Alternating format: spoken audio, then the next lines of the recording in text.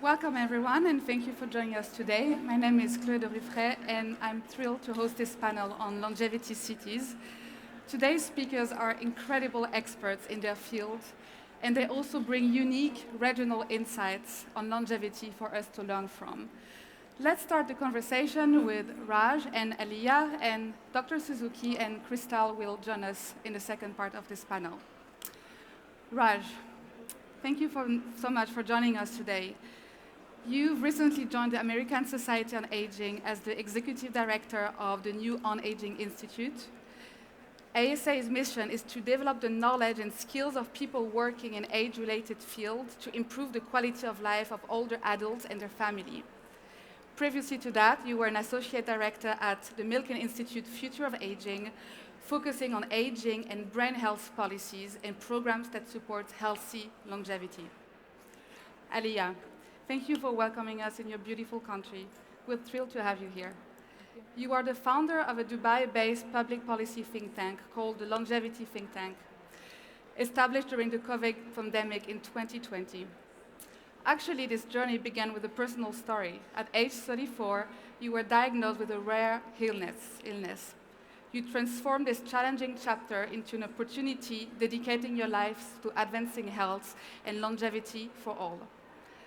Your commitment aligned beautifully with Dubai's aspiration to emerge as a beacon of longevity innovation. Alyaa, let's start with you. Dubai is positioning itself as a global hub for longevity, striving to make healthy aging accessible to everyone. Can you share more about this vision and what it means in practical terms? Assalamu alaikum. Thank you, Chloe, for welcoming me and for your kind note. And also, I would like to thank the organizers of the Dubai Future Forum and its leadership for inviting me to talk about this very important topic, I believe, to everyone, healthy longevity. Talking about the release of the book. So today, you can log into Amazon. There's a new book called Longevity Hubs, Regional Innovation for Global Aging by MIT Age Lab. I was honored to be reached out by Dr. Joseph Coughlin, the director of MIT Age Lab, to write a chapter on the UAE and Dubai as it's emerging to become a longevity hub, center for innovation, and also for practices globally. So by only reaching out to me, it is already identified as a longevity hub. The book also features some other hubs, hotspots, like Sao Paulo, Milan, Japan, Thailand, and we'll hear more about Japan today, also with Dr. Suzuki. It started with Greater Boston area as a project and then expanded globally. So I urge you to download, but bear in mind the time zones with the US, so it might be late in the evening. Also, I would like to give some perspective about the UAE. Aging is in place has been always one of the important and looked after agenda in the UAE, and especially directly by its leadership. As we care for our senior citizens, part of the culture, the context, but not only that, part of the policy making. Practically speaking, one very telling measure of a country's well-being is to see the residents how they age as they grow and live here. The UAE has the UAE aging takes many pathways because we have a heterogeneous society. We have 200 nationalities living there. So the process of aging and the rate of aging varies. And according to science, and there is a very famous paper called Hallmarks of Aging, which has 9 hallmarks, and now they released 13 hallmarks of aging, which all the scientists and researchers base their work on, either to solve the ageism problem or even reverse aging. Longevity is a very multifaceted topic, and we cannot finish it today in one session, but we'll touch base upon a lot of aspects on it. When it comes to healthy longevity, many people don't know that the UAE had already established a forward-looking agenda back in 2010 on making the nation healthier, living longer. And also they announced an overarching agenda called Centennial Plan 2071, which means the UAE, when it becomes a centenarian, when it will hit its 100th birthday, we aim to have a healthy, longer, happier living nation. When we look at the numbers, for the past 50 years, the UAE has developed when it comes to healthcare system, education, economic employment, economic growth. We did a lot in 53 years, and we also achieved the human imperative. So people live longer in the UAE, up to, it was 51 back in 1960s, and now it's 79 to 80, which is a great achievement. But the healthy life expectancy is still at 68. So there is an unmatched of lifespan also with health span, which we are trying to solve. Also, another aspect is the drop of fertility rate.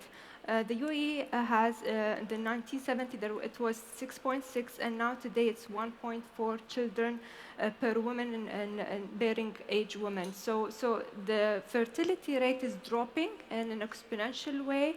In 53 years, it's a lot. And also, the good news is the UAE's population, which is 11% of the population, are UAE nationals. The fertility rate is still above the average global rate, which is at 3.5 as per 2020, which is good.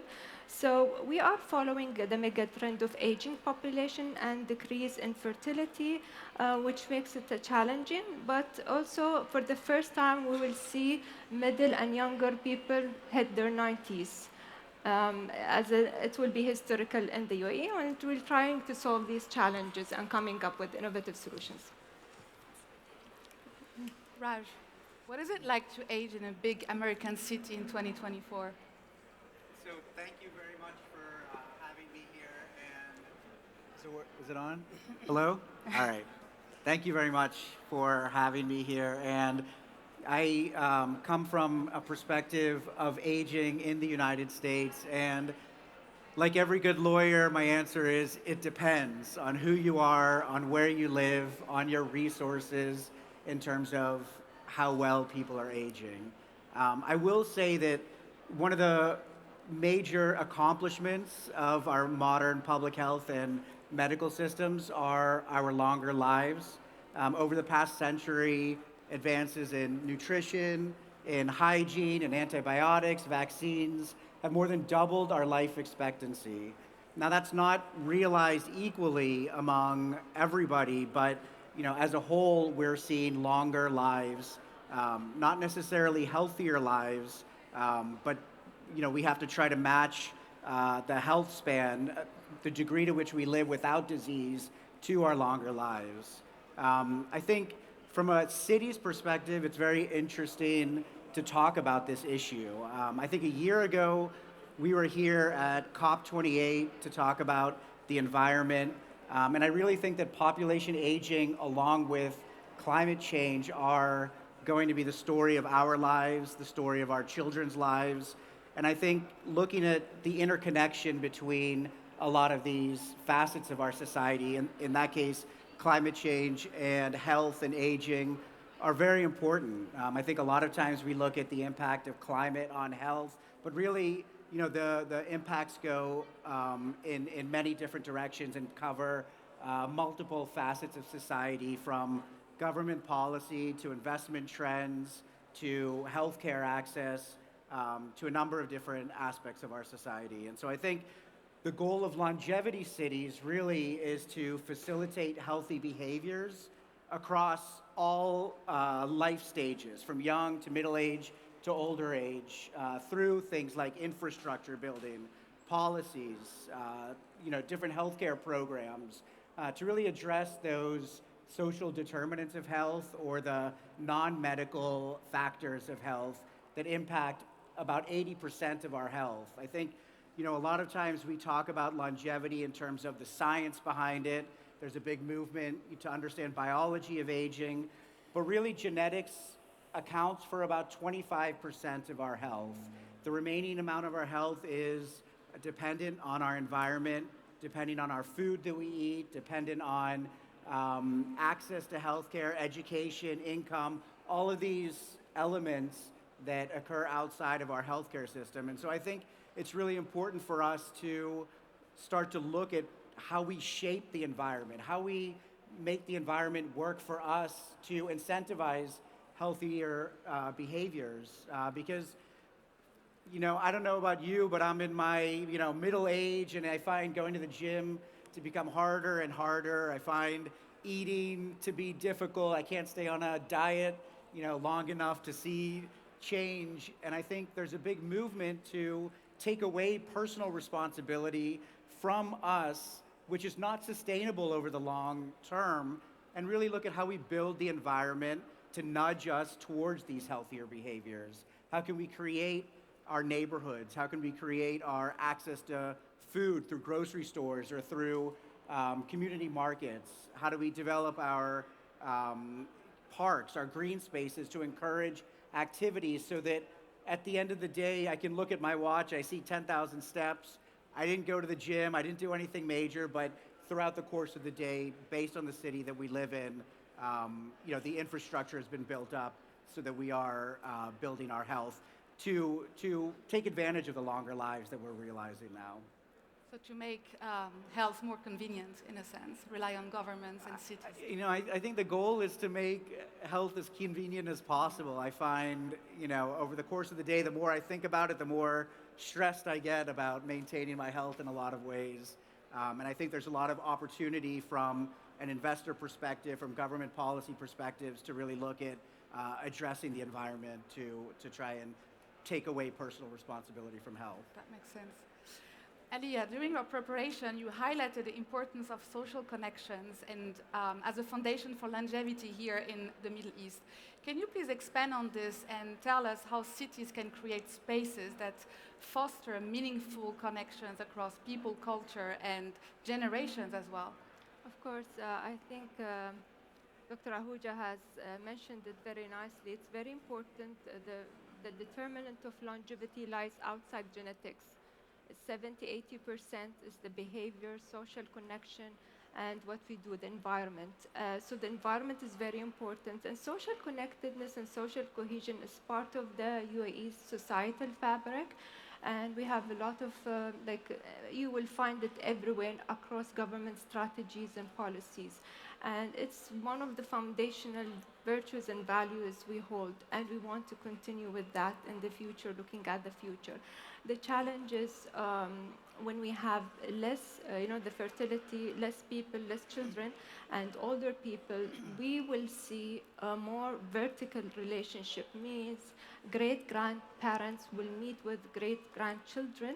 There will be 4 generations meeting and interacting, which is a great. But we will have less aunties, uncles, and cousins. The horizontal relation of kinship will reduce. And that's like one of the challenges that we will see, and we have to tackle it from now, because our care system is relying on that, actually, having like extended families. And now we have more nuclear families because of the employment, in different cities. They live in different cities while their parents in different cities. And the government worked on very important programs, bringing the elderly with the younger generation to a closer proximity. For example, when they do the housing planning, they see where the family could live together or in the same neighborhood. So this is one of the incentives or the programs that they worked on, and redesigning the communities and the cities to bring the generations closer. Also, when it comes to health, looking at the fertility, the UAE has done a lot when it comes to IVF, preparing the newlyweds for better healthy generations and fertility, and also egg freezing programs are available now. So there are a lot of awareness happening now to bring more children, but also keeping the generation healthier.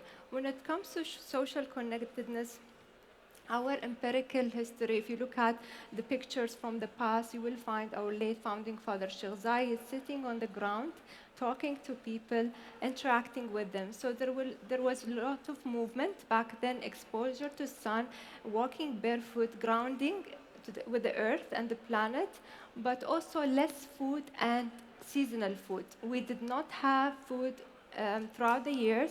ultra-processed food. So people used to live also healthier back then, but they used to die earlier because we didn't have the healthcare system, the vaccination, and all these diseases, which came as pandemics during World War II and all that. But I think one of the things is how do we bring that into today's life, where we go to work and we're all boxed.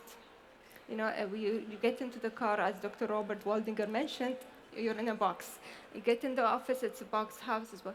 And if you visited Shandaga, many of you had dinner there maybe because the Dubai Future Forum organized, you will see the design of the town. It's based on sharing and bringing people closer. It's welcoming and it's openness also to create better, compassionate society, sharing the happiness and the sorrow. So when a wedding happens here, all the neighbors would know and come. When something sorrow happens, death, everyone will know. So the community was closer. So the challenge is how do we maintain that as a society, but also with the modernization, how do we take it to our workplaces? We're spending most of the time at work. And the work span affects the health span, of course, but I'll talk more about it later. Thank you. Thank you, Alyaa. Raj, can you please elaborate on the concept of sandwich generation and how can cities support this generation to make sure that they feel seen, supported, and helped? Yeah, I think it's important when we talk about population aging and aging societies to recognize that we live in a time of the most age-diverse communities around the world. We have as many kids under 6 as we do, between 13 and 18, as we do above, 65 years old. We are the most age diverse of any time in the world, which is incredible. It gives us tremendous opportunities to make connections among 4 or 5 generations of folks living and working in communities. I think a major problem or a major gap right now is that we put so many resources towards younger generations right now. We're starting to put more resources towards the older generations, and we're starting to raise awareness for the needs of those beginning life and ending life stages. But the middle stage is often ignored right now. Midlife is a critical stage for health, for financial accumulation, and we don't often give a lot of resources or attention to folks in their midlife. I used to work in the brain health space, and for Alzheimer's and dementia, symptoms start to occur, changes in the brain start to occur about 20 years before a diagnosis is made.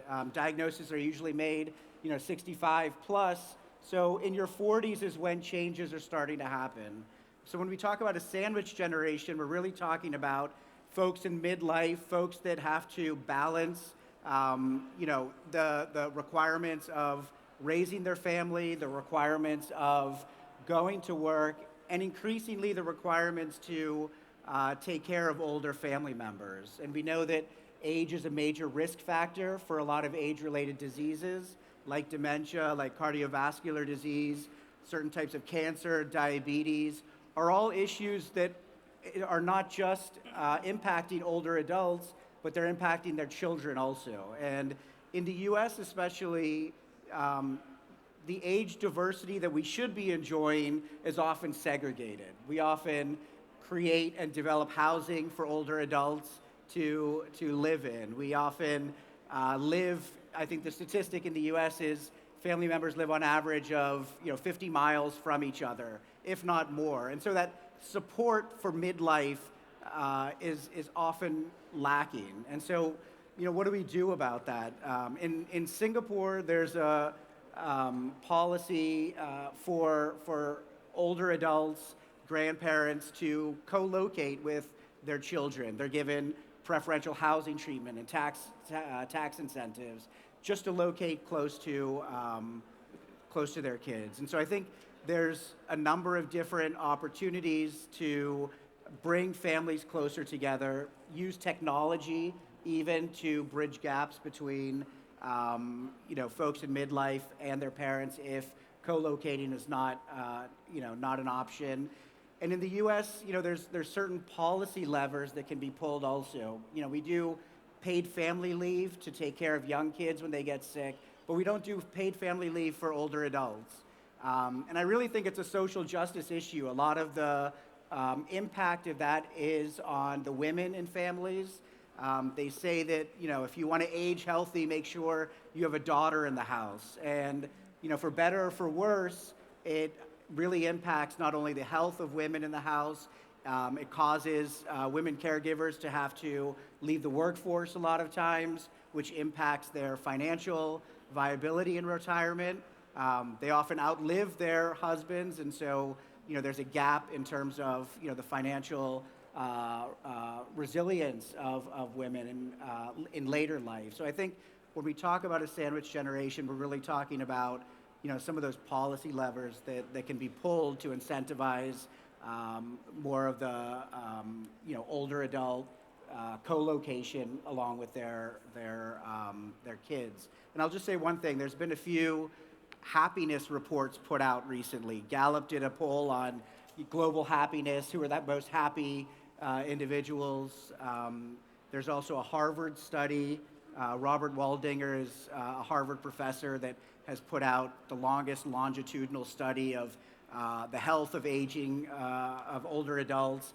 And really the one thing that, the one factor that influences happiness as you age is really those social connections. It's really developing it within your family, within your community. And I think, the health outcomes to promoting that are proven in terms of longer life years, healthier life years. And so I think, the investment in that area, there's value to doing that just to realize some of the health benefits that come out of it. Thank you. Alyaa, one brief question for you. Talking about technology, Dubai is investing billions in artificial intelligence to diversify its economy and make the city future ready. How do you see AI contributing to the creation of longevity-friendly cities? Yes, so we are one of the few countries which has a ministerial agenda for AI. So we have a Minister of AI. And when I looked at the chapter for AI, for the UAE's chapter on AI and development, it says 12 principles. And across all these principles, taking care of the human's well-being were core at all these principles when developing AI in the phase of development. It has to be employing we employ AI for the benefit of the human and the advancement of the human. And AI and longevity is not a new field, the cross-cutting field, and especially in the drug discovery company. We have a company in Abu Dhabi called Insilico. They use AI-driven solutions to make the timing of production of the medicine shorter as well.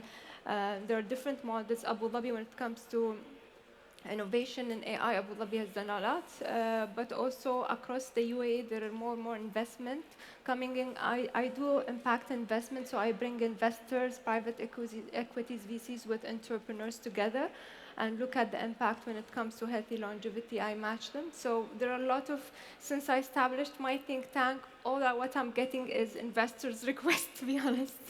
So AI is doing, and it's the future, it's the future. And we need to have more preventative medicine. There is predictive wellness. Dr. Lee Hood is one of the leading scientists. He can predict your wellness and longevity and health for the coming 20 years. So it exists.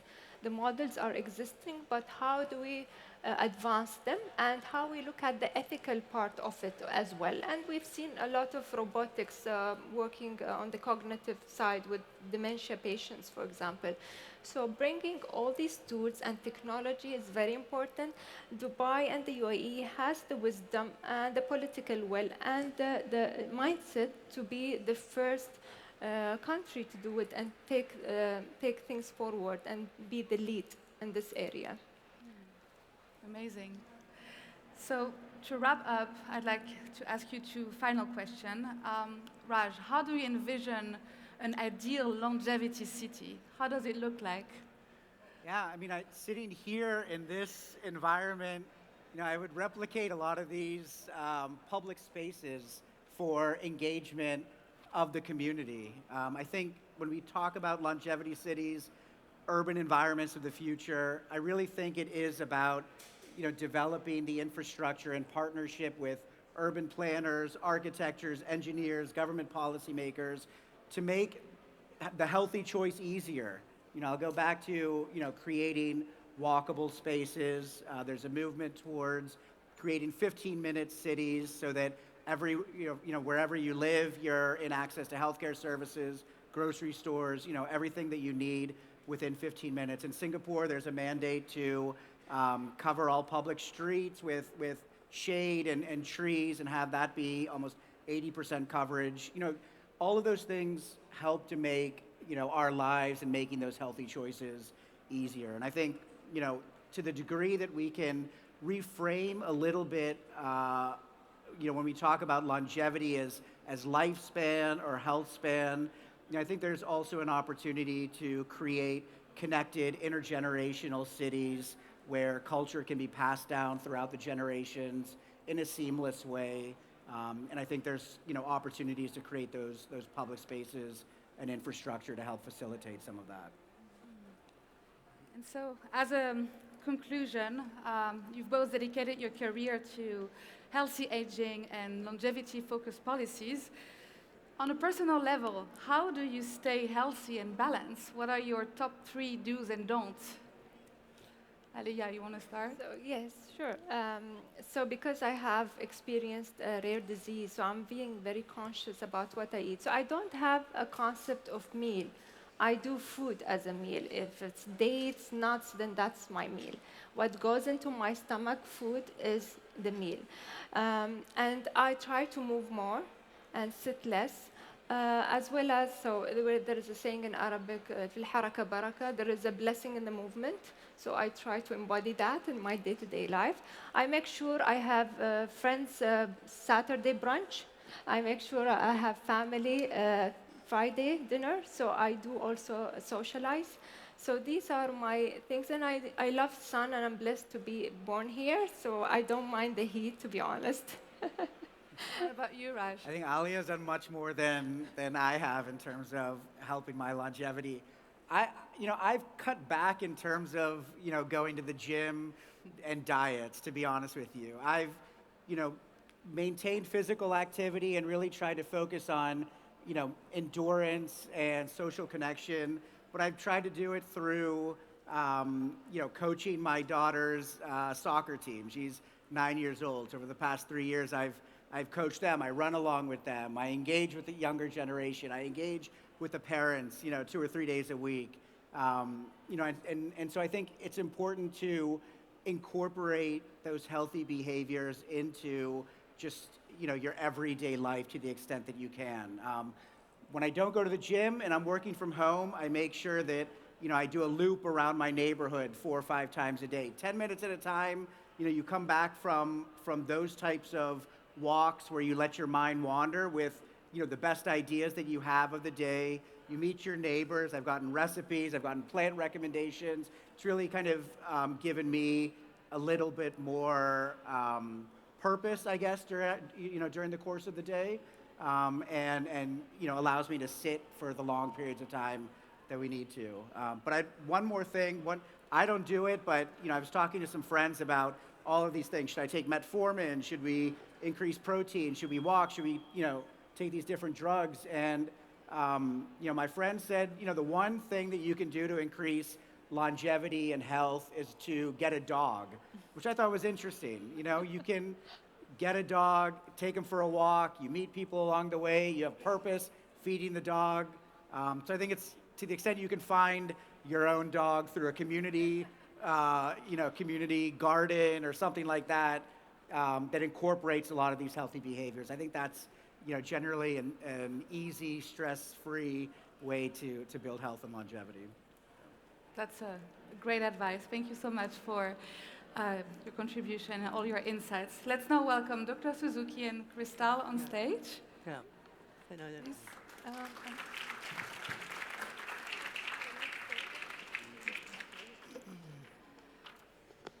Dr. Suzuki, Christal, thank you so much for being here and coming all your way from Okinawa, Japan, to share with us insights on the Okinawa longevity phenomenon.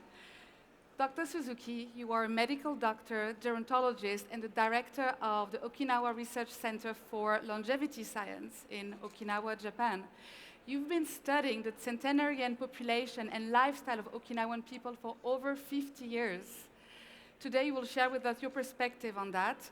And actually, you're almost a centenarian. You are 91 years old. Christal, you are an Okinawan longevity specialist, and you're also the founder of Haitai Corporation, which is an online shop selling Okinawan health products worldwide. So, Dr. Suzuki, let's talk a bit about the centenarian lifestyle. One key aspect of your work is resilient lifestyle. Yeah. What is resilient lifestyle? Can you explain us? That's right. Let me first, before he answers his question, he wanted to show you all a picture today. It's going to be related to his answer. We didn't get to show it on the big screen, but he wants everyone to take a look. This is a picture of him 30 years ago with another researcher and a super centenarian who is 110 years old. So you could pass it around and take a look while he answers. Anyway, I'm Dr. Suzuki, but 91 years old now. That's why I cannot say such a quick speaking. That's it's very slow now. And I only, helmet, and I have to ask me to only 5 minutes talking about the resiliency, lifestyle, and also the ikigai. Now, very difficult to say everything in only 4 minutes. That's a great shop maybe. And I will pass that's a picture to you at the one super centenarian picture, but the very healthy and robust people. That's when I went to house to look at her, but that's so many people get together same place, that so many family members are coming, and also that's confident. The very difficult to name. That's consistent, reliable people get together from the vicinity and villages. That's like fest or festival.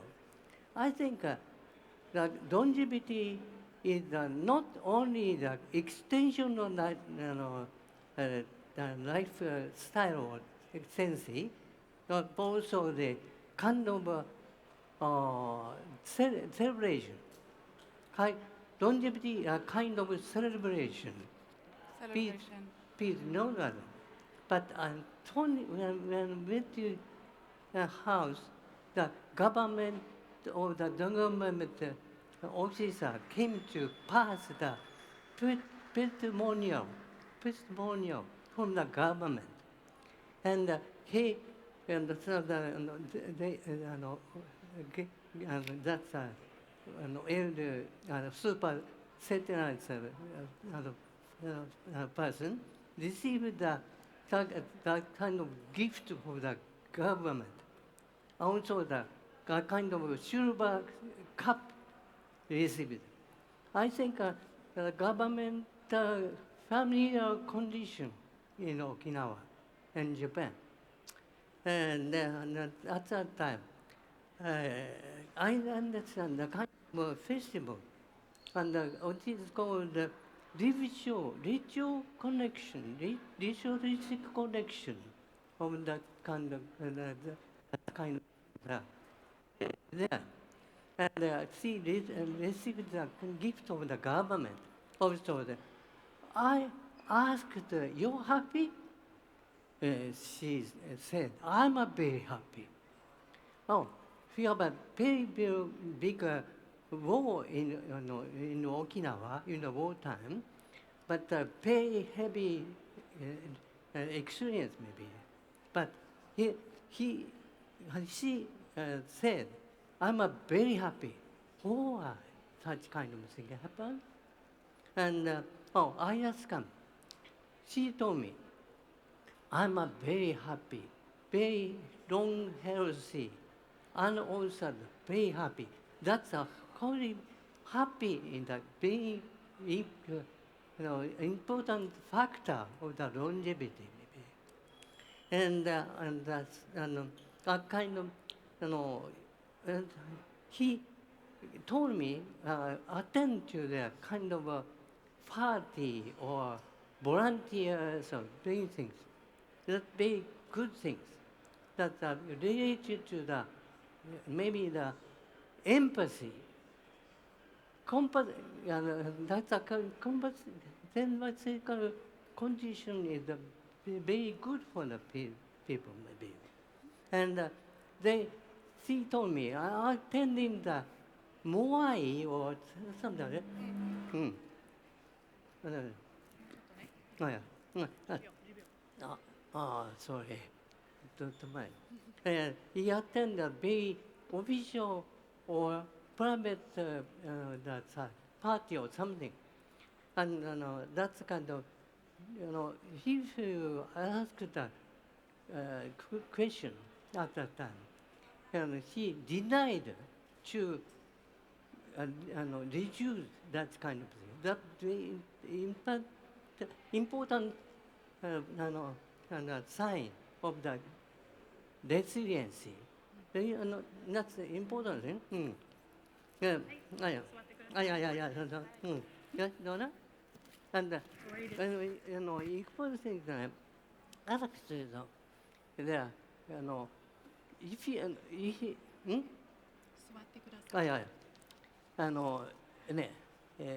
if you, maybe people get the, kind of a, that's not big pension. At that time of 21 years old, we were given the kind of the stage of the beginning of the senior stage, maybe.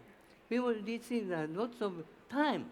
Also, that we have lots of financial help. That very good time and real time. At that time, to have a important thing is that cover resilient life. And that's an important thing. That's it needs. Yeah. Right, Suzuki, Dr. Suzuki, we have a lot of resilience with Dr. Suzuki. He's very passionate about this topic. He could talk forever and ever. But he was talking about how the supercentenarian has a very resilient lifestyle. It's all connected to celebration, because in Okinawan culture, they celebrate long life, especially after going through World War II, one of the bloodiest battles, the Battle of Okinawa.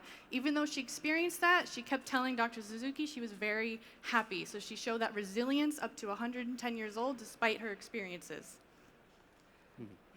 Yeah. I'm sorry. Too much talking. Christal,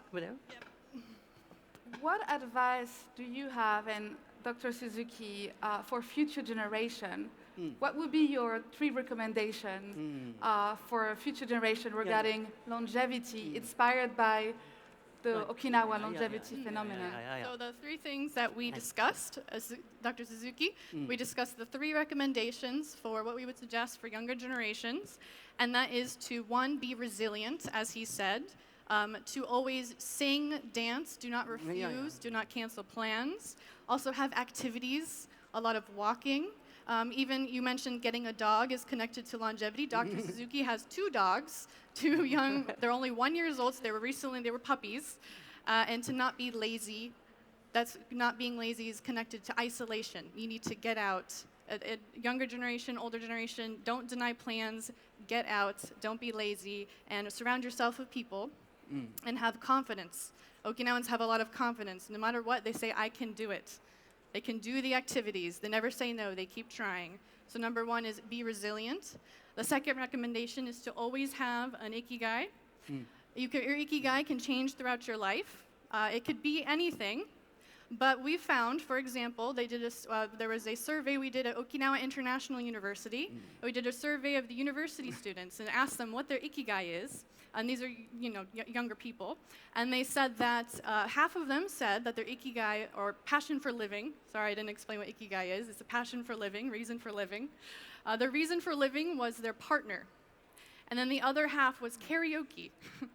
So you'll see a difference in the countries of what the younger generation, their passion for living is.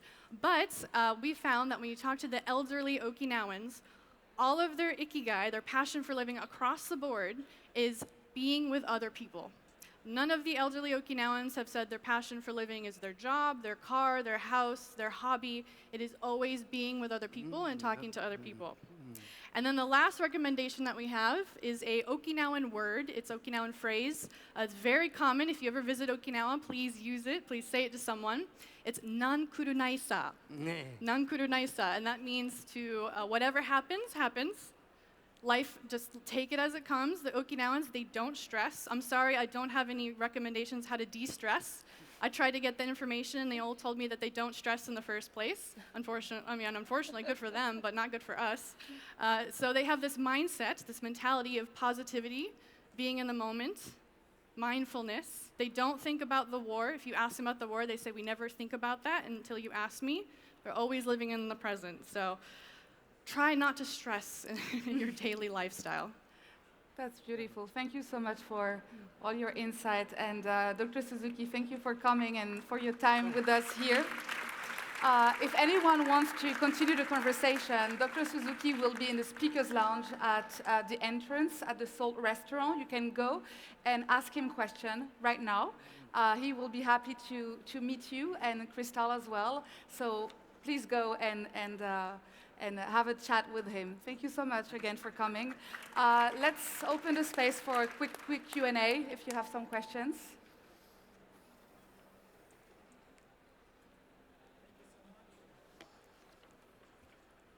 Thank you so much for Dr. Suzuki and the talk. So I ask my question on behalf of Healthgivity Nation, which we have more than 40 ambassadors in 40 different countries now.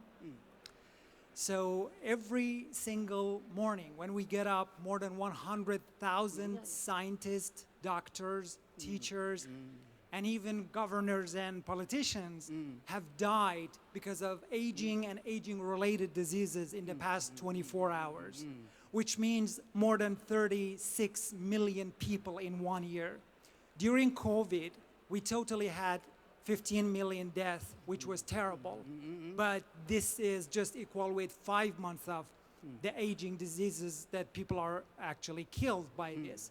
So my question to you is this. You're talking about the longevity cities. Why not longevity governments? So during COVID, all humanity, governments, organizations, scientists got together, and we did something in 2 years that it took 10 or 15 years, because there was an urgency for that. So why governments do not have that urgency for treating aging in that level, and we are witnessing a lot of death because of the aging itself and aging-related diseases. What is the reason, and what we should do about it? Thank you. Yes, I would like to thank you for the question. I would like to quote a very famous geoscientist, Dr. Neil Berzeli. Whenever I meet him, I take lots of insights from him because he's in the field of research. So he said the best thing is to live long and die young. Means we compress the morbidity. If we can, in the UAE, people, they have 10 years or more in ill health. And as government, if we reduce that to 2 years or even dying, sleeping and dying is the best thing. If you sleep and you don't wake up and when you're old, in 90s and 80s, that's the best death. But we need to also compress the pain. It's very painful to have 11 years in ill health. I think you touched upon a very important aspect. I think governments are looking at it, and I think longevity, starting from now, seeing the future, it will be one of the biggest topics because there is a burden on the healthcare. And we need to find a new preventative. That's why they're shifting more to preventative healthcare rather than ill care. Also, one thing is making it affordable and accessible for all. I met with Judy Gibson. She is second ranked in Rejuvenation Olympics, where they they reduce their biological age through strategies, intervention and strategies. So Brian Johnson is one of them. He was ranked at some point first, and Julie was second. Julie is a normal person whom I can resonate with. She's a mom. She has a teenage boy, and she has a mom who is suffering dementia. She was living in Dubai and then moved back to Arizona because to take care of her mom. She's a sandwich generation caregiver. And she spends only almost $150 a month to just take care of her health and improve her health span, and she was able to do that. Versus Brian Johnson, a tech billionaire, whom I don't see every day. I would see him on screens mostly, and he spends $2 million a year. And he has a full team dedicated for him, but less social connection. He doesn't socialize a lot. So if you see, we need to have more of Julie and across countries for the entire population. And it doesn't take much, yeah. And we have great examples from Japan, US, on how we can basically amplify the accessibility and affordability and make longevity equity for all. I would maybe just add to that also that I think traditionally we focused a lot of our research on individual chronic disease identification and treatment. And I think as we start to build out and develop our understanding around the biology of aging, how aging factors, are underlying risk factors for a whole number of age-related diseases, I think we're starting to see the research, starting to see the investments, starting to see some treatments emerge around our better understanding of the biology of aging as a way to prevent or lessen the risk that age poses towards those diseases. And I would say that there are a couple initiatives that are excitement. The X Prize right now is a $101 million prize focused on developing aging therapeutics. They developed $101 million to make sure they outdid Elon Musk's $100 million X Prize. So that's a, I think, 7-year contest that will be focused specifically on developing therapeutics to reduce the risk of age-related diseases. Also, Evolution in Saudi Arabia, also they're investing a lot on Evolution, therapeutic $1 billion research. a year towards aging research specifically. And just the number of investment vehicles that are going into developing more of that understanding of biology of aging. A lot of the AI that's developing to identify what those population characteristics are that can respond to aging therapeutics is another exciting area also, because the development of treatments is high, it's very costly, very risky, and so I think as the data sets start to emerge, as our understanding of who will benefit from what treatment starts to emerge, some of that cost and risk will go down also, and we'll start to see hopefully some of those therapeutics coming to market. I'd say something. No, we have so many frail elderly. That's a problem. To stop frail, we have a residency life and also the ikigai, very good thing to spot frailty, to have a very thriving life maybe. That people are dying on the kingpin colony, maybe it's still Yeah, that's kind of, that's a big. colony. Pimpinkorori is a word that he would like everyone to know. It's a Japanese word. It means, there's no English equivalent, but it means to just die on the spot. So that's the best way to go out, is to just be sitting down or sitting on the toilet, as an example we have, and then just done. So Pimpinkorori is the goal of the people in Okinawa. There was a... Yeah, hello. So I have a quick question, or hopefully quick.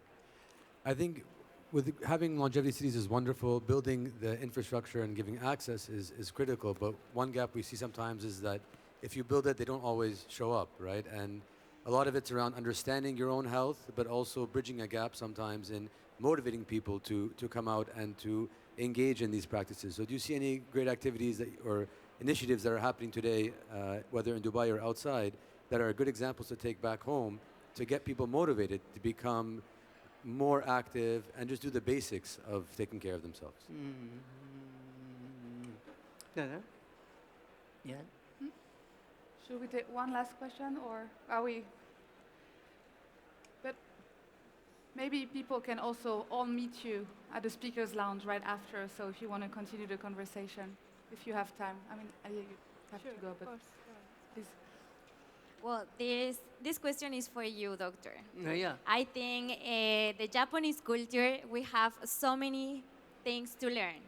And I think now we are just more focused about the artificial intelligence and how the system and what are the things that we have to create to get longer.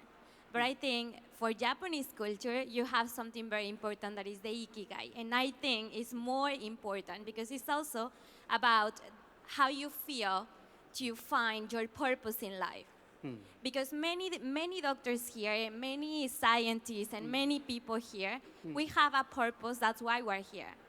And also, we are taking care of ourselves, just like having a good food, having exercise, and everything, because we want to live longer for having the opportunity to become this purpose. So I think, and my question is, can you tell us more about this very nice ikigai, because I think it's very important. It's not only about just living. It's a style of life. It's just try to start to connect everything.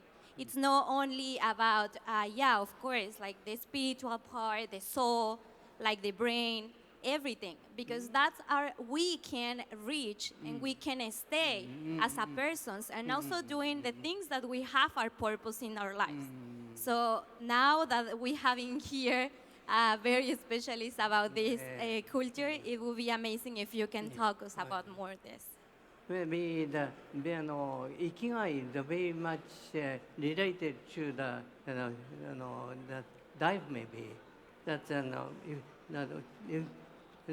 young people should keep ikigai, but ikigai is changed day and day and time and dance and day and country to country and place and way. That's I cannot do this.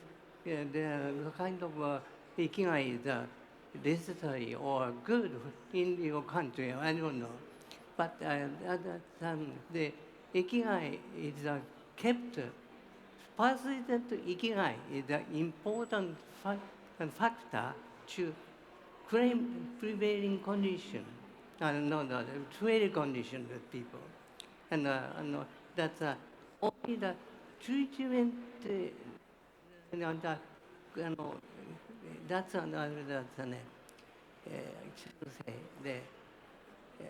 the prevention of the credit condition is more important treatment. So the main goal of having the ikigai is to prevent the frail condition, to live a long, longevity lifestyle. Yeah. What I suggest, because we have to leave the stage, unfortunately, if you want to join Dr. Suzuki and Christal at the Speakers Lounge to continue the conversation, we have the next one starting very soon. I'll answer your question on the side. Thank you. Thank you so much. Thank you, Chloe.